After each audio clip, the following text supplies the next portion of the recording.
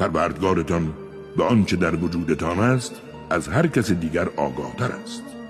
هرگاه انسانهای صالحی باشید و برای جبران اعمال گذشته اقدام کنید، بدانید که خداوند توبه کنندگان را می آمرزد.